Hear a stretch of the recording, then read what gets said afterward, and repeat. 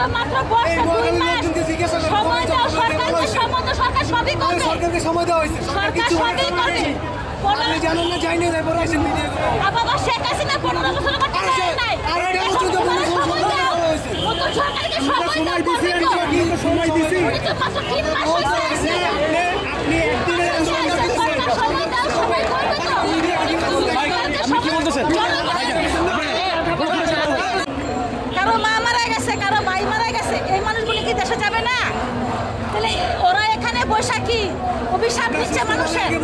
হ্যাঁ না না, অভিশাপ কামায় কিছু হচ্ছে না তো, অভিশাপ কামায় কিছু হচ্ছে।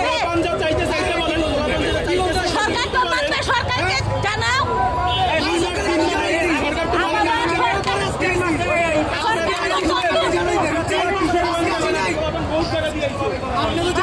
সরকার তো মাত্র বর্ষে 2 মাস সময় দাও সরকারকে, সরকার সবই করবে। সরকারকে সময় দেওয়া হয়েছে, সরকার সবই করবে।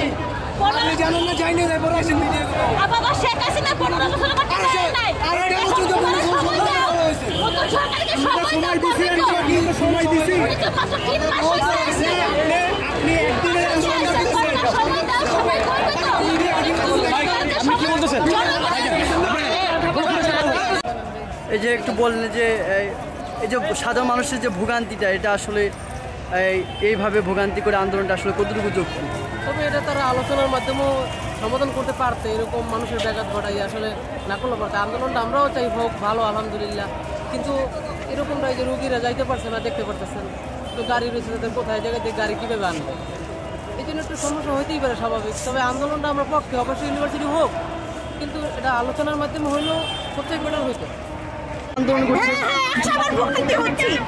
আমার ছোট ভাই ফ্লাইট মিস হয়ে যেতেছে, গাড়িতে আমরা 2 ঘন্টা বসে থেকে